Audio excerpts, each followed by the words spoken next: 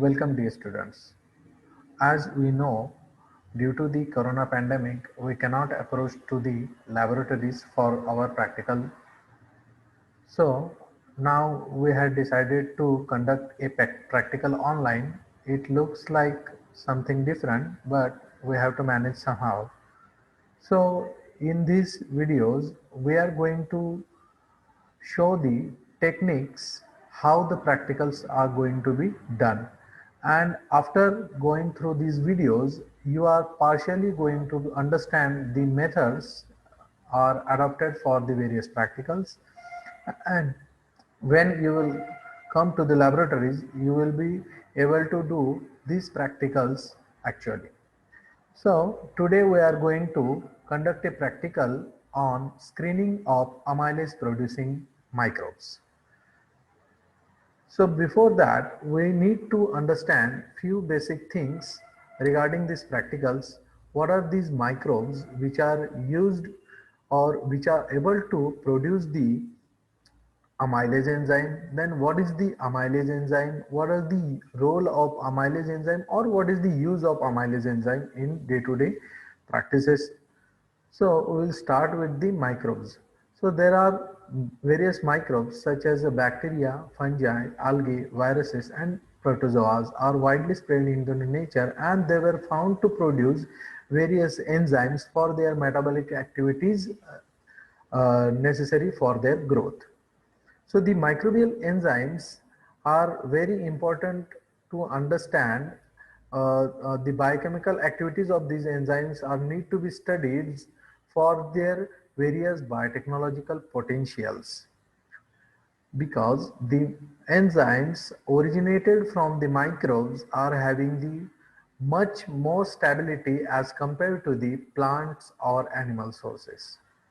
The hydrolytic activity of enzymes produced by various microorganisms has attracted several industries due to their potential application in different areas.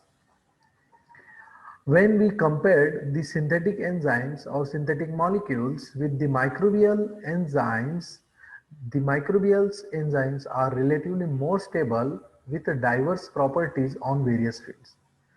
Microbes are considerably easy to manipulate and is considered as a major advantage during bulk production of amylase in the industries, when often benefits as economically. So in this practical we are going to concentrate on the microbial enzyme which is amylase. Now what is the amylase? Before knowing about the amylase, we need to know about the substrate which is going to be degraded by the amylase. So the major carbohydrate source, that is a starch, which is made up of amylose. If it is a linear chain and if it is a branched, then it will be called as a amylopectin. These polymers differs in structure as well as in the physical properties. Starch is the primary storage polysaccharide in plant and as an important constituent of the human diet. Starch can be converted into various useful products by the application of enzymes. So the enzyme used for the degradation of this amylase is known as the enzyme which is responsible for the degradation of the starch is known as amylase, and the amylase hydrolyze the bond between the adjacent glucose units to yield the various other products. Alpha 1,4 glucan hydrolase, commonly known as alpha amylase, degrades the alpha 1,4 glucosidase linkage in starch and similar substances, produced a variety of oligosaccharides. When the starch comes in contact with the iodine, it forms a dark brown color, and this mechanism is used in the detection of the amylase producers. When we grow the microbes on a starch medium, because of the utilization of the starch, the area around the growth gets cleared, and the clearness can be observed by using the iodine. So here you can see that there is a two chains I have shown here. One is amylopectin and another one is a amylose. So here you can see that the amylopectin has various branches while the amylose is a linear polysaccharide. So the combination of these polysaccharides produces the starch, and the starch upon hydrolysis releases the glucose molecule. So the hydrolysis of these starch polysaccharide is most important step into the various industries to form a different compounds or oligosaccharides which are going to be resulted into the glucose. So what are the requirements for this practical? First of all, we need a bacterial culture which can be isolated from the various sources. Basically, we go for the isolation of these microbes from the soil.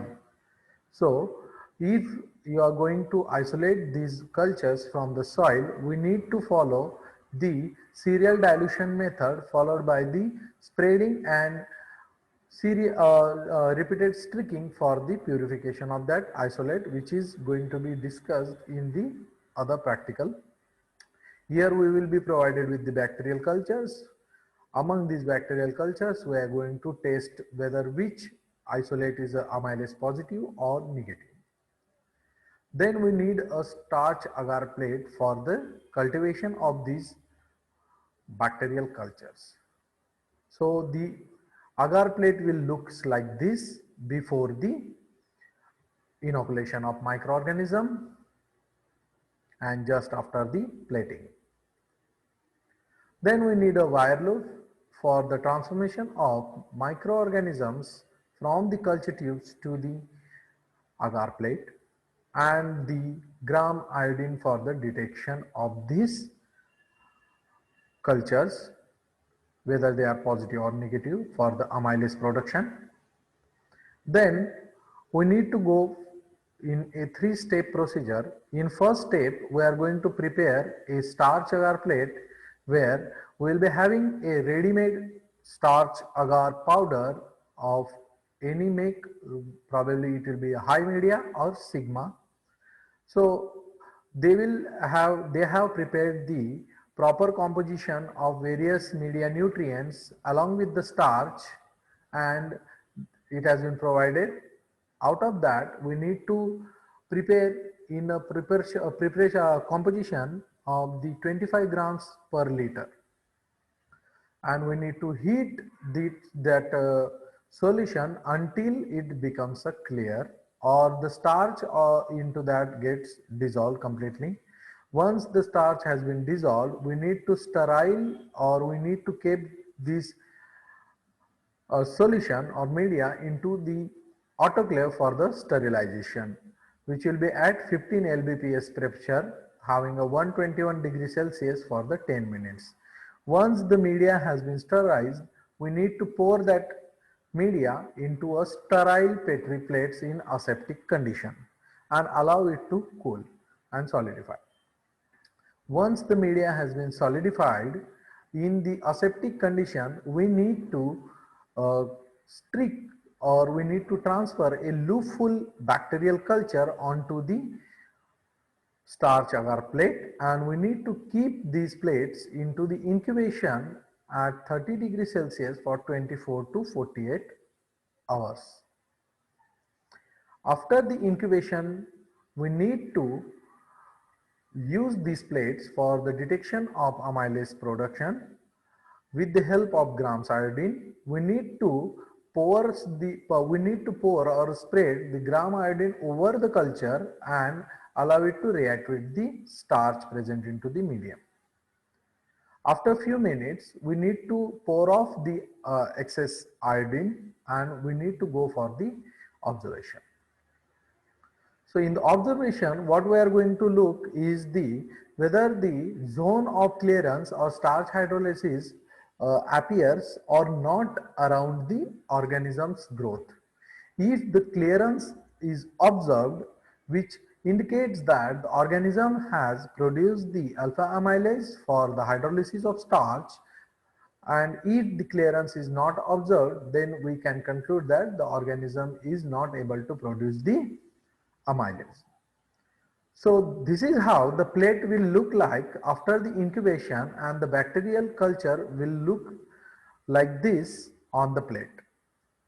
Then onto this plate we need to pour the iodine solution, and we need to wait for few minutes and then pour off the excess iodine.